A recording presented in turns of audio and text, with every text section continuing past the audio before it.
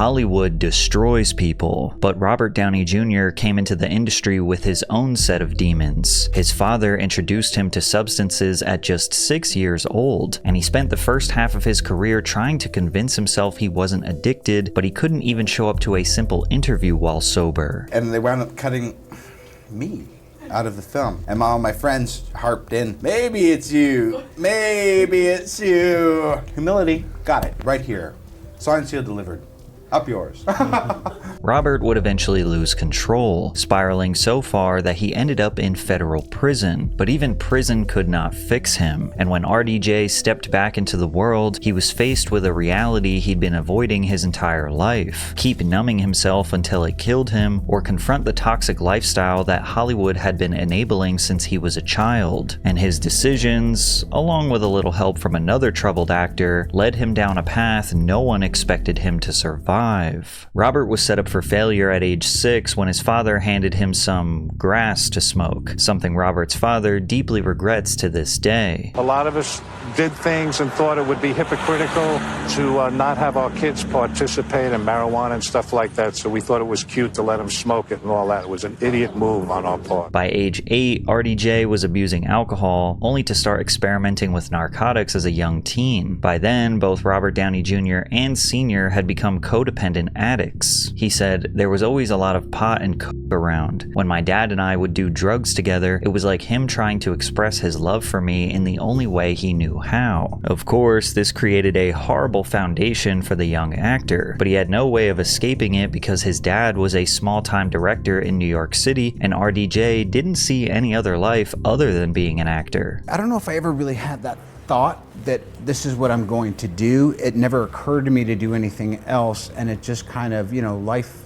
happens. But make no mistake, Robert Downey Jr. is far from a nepo baby. If you weren't a film buff in the 70s, odds are you wouldn't have heard of any of his father's films. He was known for obscure and experimental films, gaining a reputation for hiring people off the street instead of holding auditions. But status didn't mean anything to a young RDJ. He admired his father's dedication to his craft. Well, I remember, him being a writer and a director. I remember when I was 8 years old, I was in a movie of his, but it seemed kind of natural to me, oh, this is just what I'm doing. Daddy's making this, and I'm doing it too, I guess so. I really admire my father, and it seemed like he had a really good time and really got to communicate to a lot of people his kind of ideas, wacky or not, Unfortunately, as a teenager and into young adulthood, Robert Downey Jr. had the mindset that he could get drunk and high as much as he wanted, as long as he was able to do his job on set. He said, "I took my drugs after work and on the weekends. Maybe I'd turn up hungover on the set, but no more so than the stuntman." He was essentially developing the lifestyle of a functioning addict, but whenever Downey started to be recognized for his talent, the money and fame allowed him to feed this empty space inside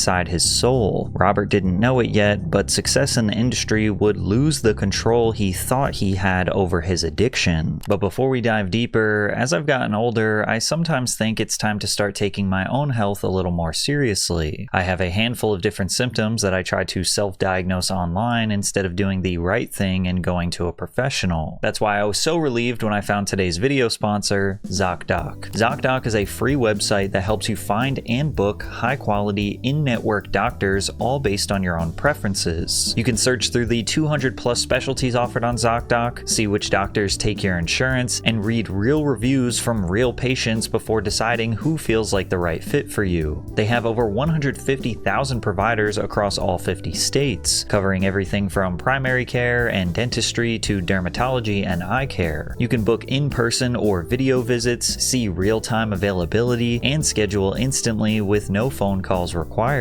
Appointments made through ZocDoc typically happen fast, often within 24 to 72 hours, and sometimes even the same day. Stop putting off doctor's appointments and find a doctor who will care and understand you. Go to ZocDoc.com/PatrickCC, also linked in the description, to find and instantly book an appointment with a top-rated in-network doctor today. In the 1980s, Robert Downey Jr. was acting alongside the Hollywood powerhouse known as the Brat Pack, which had massive stars like Molly Ringwald, Judd Nelson, Emilio Estevez, Robert Lowe, Andrew McCarthy, Anthony Michael Hall, and Demi Moore. While this gave him a lot of opportunities to be on screen, securing roles in Weird Science and The Pickup Artist, almost all of the films he acted in were considered duds, like he was carrying some kind of curse. Didn't seem to get a lot of great response, at the box office, but I really enjoyed it. Now, what, like all the other blockbusters I've been in? What are you talking about? I'm like the nosedive king for films. Okay. Robert, we'd like to have you in a film, but you jinxed the whole damn effort. He had gotten good reviews in mostly bad films, which had critics feeling like he was a star waiting to be born. And in an unexpected twist of fate, his connection to the Brat Pack actually landed him a job as an on-screen cast member for Saturday Night Live. Do you remember the audition? Yeah, I did some really dumb stuff. I pulled my shirt over my head and did some sort of like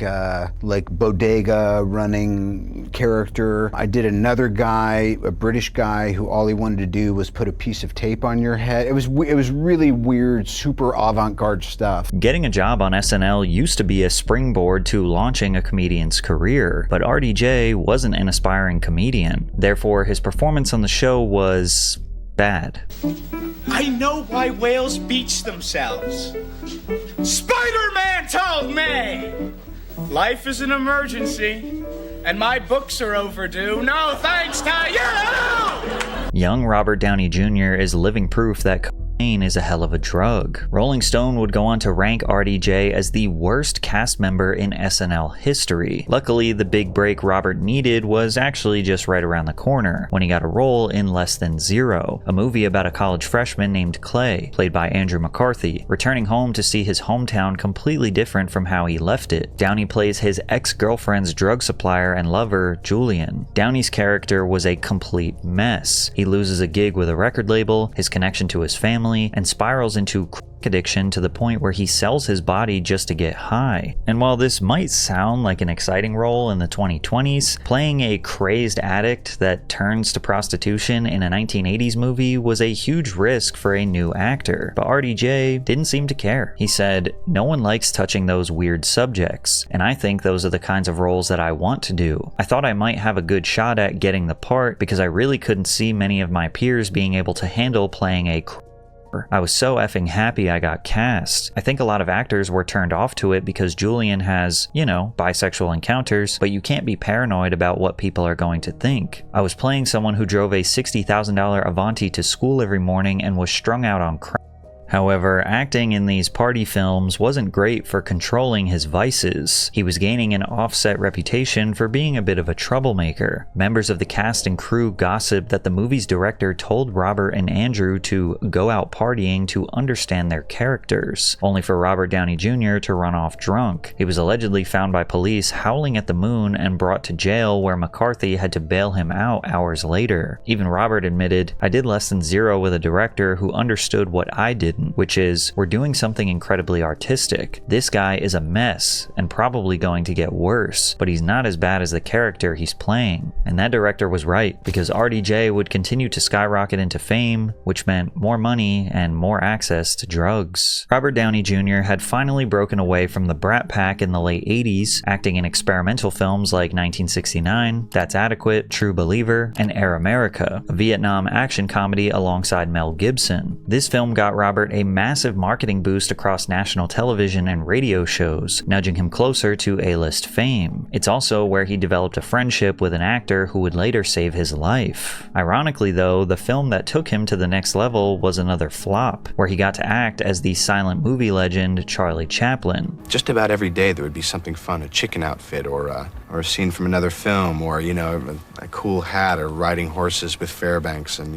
it's just been just about the most damn glamorous thing you could imagine. Chaplin didn't even make $10 million at the box office, but it's a cult classic for the fans that did tune in. Plus, it was also the role that gave Robert an Oscar nomination, which finally put him ahead of his peers as an established actor. But what made fans love Downey even more was when he stepped outside of his comfort zone with the documentary titled The Last Party. A camera crew followed him as he made fun of political conventions and how a large part of American society is motivated by wealth and power more so than helping their fellow man. The most most notable moment of the doc was when Downey went down into the pit to observe the New York Stock Exchange. If money is evil, then that building is hell. This is the most obnoxious group of money-hungry, low IQ, high-energy, jackrabbit, wannabe, big-time, small-time, talking, bothersome, irritating bunch of motherfuckers I have ever had to endure for more than 5 minutes. He is spot on, and things haven't changed. Now, to the public, RDJ seemed to be peaking in life, ascending through the Hollywood ranks, acting in much bigger movies with massive stars like Oliver Stone's Natural Born Killers, Only You, and Richard III with Sir Ian McKellen. But behind the scenes, his personal life was finally starting to take a serious dive. His longtime girlfriend, Sarah Jessica Parker, had broken up with him after several warnings about his usage. Downey had originally thought that he was able to balance his professional life and dependence on cocaine, but his drug habits got so bad that Hollywood tried to kick him out of the industry for good, leaving him homeless and totally alone. In 1995, Robert Downey Jr. was working on the film Home for the Holidays. It was a dramedy where he played a character named Tommy Larson, who is the black sheep of the family. However, if you asked Downey, he wouldn't be able to remember he was working on a movie at all.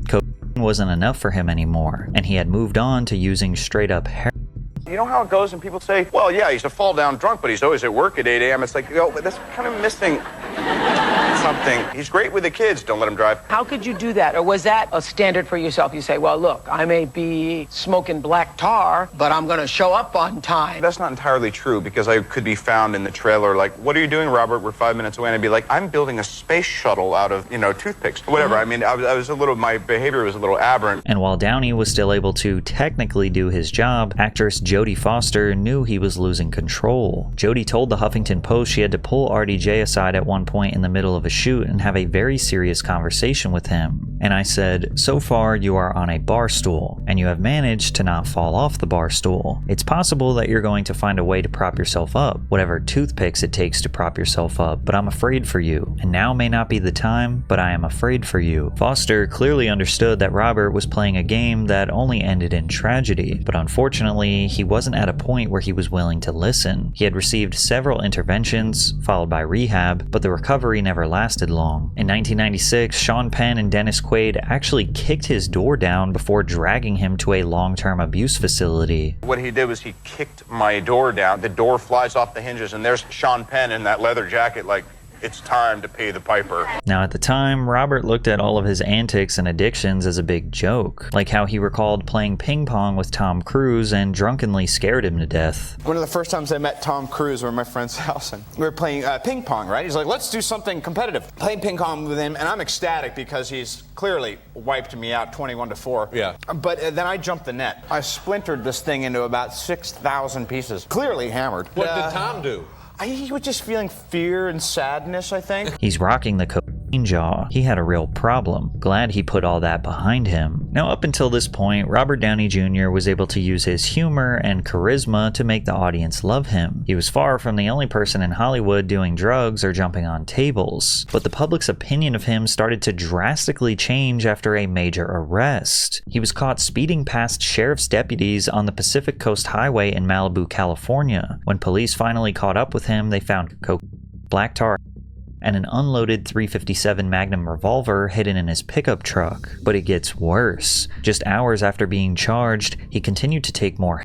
He got so high that he mistook a neighbor's house for his own. When the homeowners, Bill and Lisa Curtis, arrived at the house, they found pants neatly laid over a chair, only to find Robert Downey Jr. tucked away in an empty bed. Surprisingly, Lisa tried to explain to the press that they just feared for his safety. He was sitting up, groggy, looking very white and gaunt. At no time was he doing anything the least bit threatening. After calling the police, Downey was revived by paramedics, and even at this low point, the Curtis family said that he made sure to make the children laugh so that they weren't scared, making funny faces to distract them from a serious arrest. While Downey got off with probation and a slap on the wrist, this image of him in a courtroom severely damaged his his career, and he was back to acting in smaller films like Danger Zone, Two Girls and a Guy, and Hugo Pool, a low-budget film directed by his father who had since become sober. RDJ did have a memorable spot in the lawyer sitcom Ally McBeal, but even his brief stint in television wasn't meant to last. In 1999, Downey found himself in court after multiple parole violations, and Malibu Superior Court Judge Lawrence J. Mira told him he was manipulative and had exhausted the court's options for drug rehabilitation and the court's patience, and sentenced the actor to 3 years in prison for repeatedly violating probation on drug and weapons charges. According to RDJ, prison was absolute hell, but he still managed to find humor in an environment where he was always in danger. 2 weeks later, I'm in a place called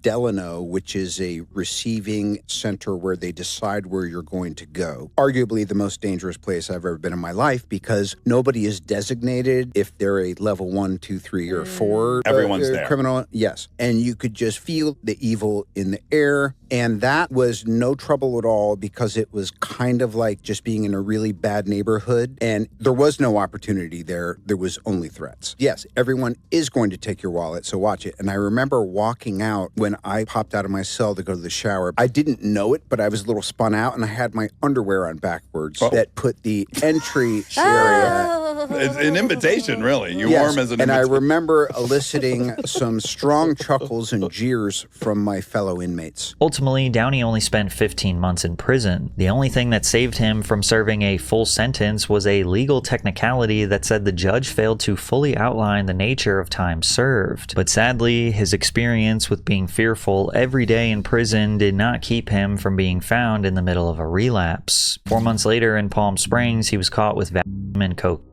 He was fired from the cast of Ally McBeal and was officially blacklisted from major studios. It appeared to be the final nail in the coffin of Robert Downey Jr.'s career. When asked about his success on the show and the loss, Downey said, "For some people, that's the litmus. Will he ever be as good again as he was on Ally McBeal? I'm probably not the best person to ask about that period. It was my lowest point in terms of addictions. At that stage, I didn't give a F whether I ever acted again." With so many arrests and a mountain of legal fees, Robert Downey Jr. was seen as a train wreck to agents and a complete liability. Many people don't know this part of the industry, but most actors in major films and TV shows have to be insured for possible accidents. One agency that actually once represented Robert told the press, "Yes, this can seriously damage your future in this town. There's too much young talent on the rise, too much competition. Nobody wants someone that's high maintenance, and it can be a detriment at his age. Due to his drug abuse, it was impossible to find a company that would insure him. And because he couldn't get insured, that meant that he couldn't work. And since he couldn't work, that meant he couldn't pay his legal bills, which led to him actually losing his home. And at this point, it looked like the once Oscar-nominated actor was going to fade away from Hollywood completely. But at his lowest moment, there was one actor who reached down to offer Robert some help. And that man was Mel Gibson. Mel was also frequently entrenched in controversy due to him succumbing to his addictions, so they shared that experience. And Robert eventually came forward and shared the truth about how he miraculously saved his life. I asked Mel to present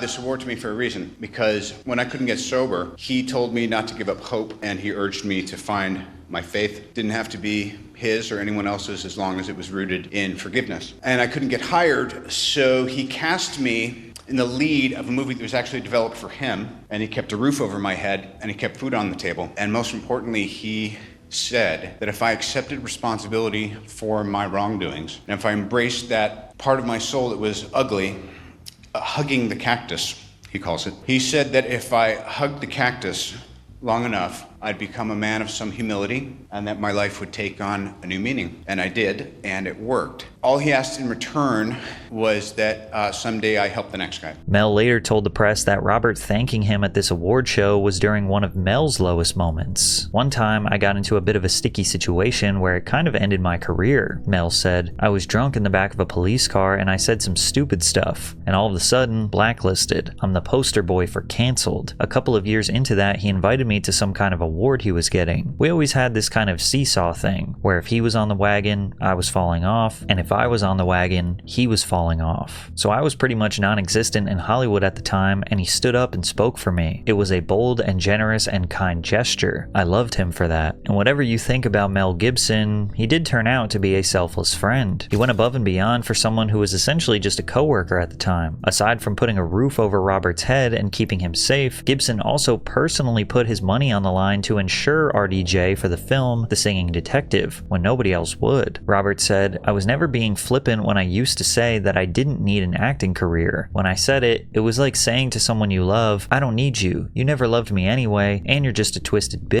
It's a form of creative misogyny. I feel differently now. For a long time, I needed to make a movie that edged Chaplin. With The Singing Detective, I think I've finally edged it. It's made me realize that I've too much to lose to f up again and go back to the mess that I was. Robert clearly recognized that he had way too much potential to waste and that this was his final chance in Hollywood, so he needed to stay clean. He also started dating a woman named Susan Levin on the set of an earlier movie called Gothica. 2 years later, they got married. According to Susan, none of this would have really worked if he had been going down the same path just a few years before they started going out. She said, also, the guy I met was not that person. He was clean and sober, completely professional when he was working, and then in the off hours, he was just a fun guy. More than anything, I never doubted it. There was something in my gut that knew really quickly. I knew 3 months in that this was it. The only condition that Susan had for their new marriage was that Robert could never go back to the way things were. If she ever found him with a hard drug in his possession, she would leave him and never come back. And this really seemed to put Downey in his place. It was the moment that he decided to never touch alcohol or drugs ever again. But he had almost completely destroyed his reputation in Hollywood, so